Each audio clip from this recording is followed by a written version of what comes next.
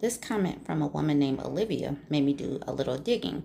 She says 47% of Polish young women do not want to have kids. They banned abortion in Poland in 2020. They wanted to give sentences of 25 years of jail for doing abortion. Finland now offered us abortion for free for Polish women. This made me start doing some digging. The birth rate trends around the globe are telling, and what men are doing in legislation and politics is pushing women to just clamp down on their wombs. Let's get into a few of these articles. So I found this article from a couple of weeks ago. Poland's birth rate found to be lowest in at least 30 years. So this country is trending just like a lot of countries around the globe. Recent data on Poland's fertility has found that Polish birth rates have fallen to the lowest levels in 30 years.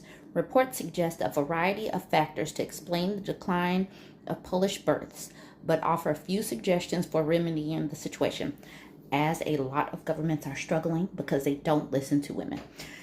According to Euronews, the Polish birth rate has fallen by 40% since 1993. With the official rate resting at 1.4 children per woman of birthing age. The report paints a picture of empty maternity wards that were at capacity just 5 years ago.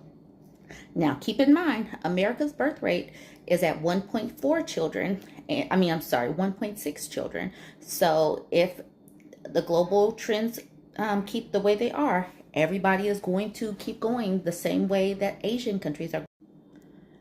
More data from the First News notes that from 2021 to 2022 alone, Poland recorded 10,000 fewer births. However, the number of births by foreigners in Poland has surged due to the influx of refugees from Ukraine.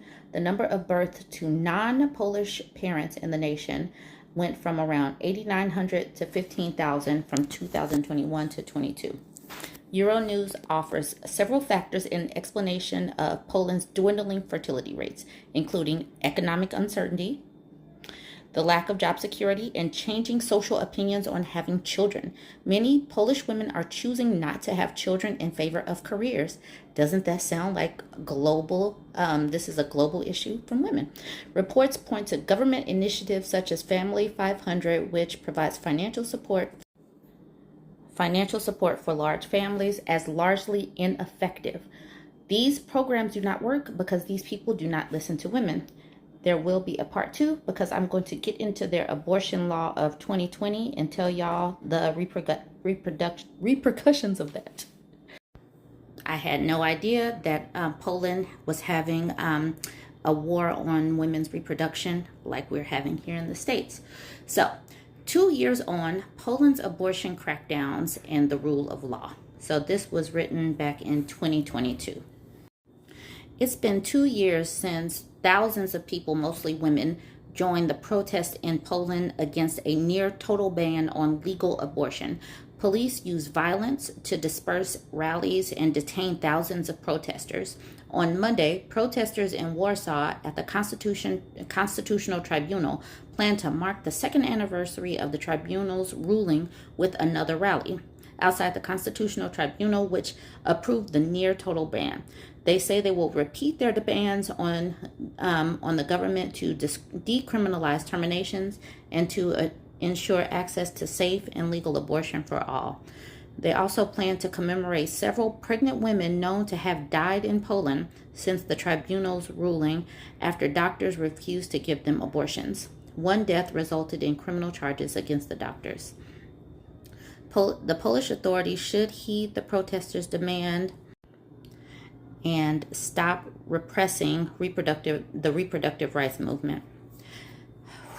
So this is crazy. This is something that I didn't know until just this morning.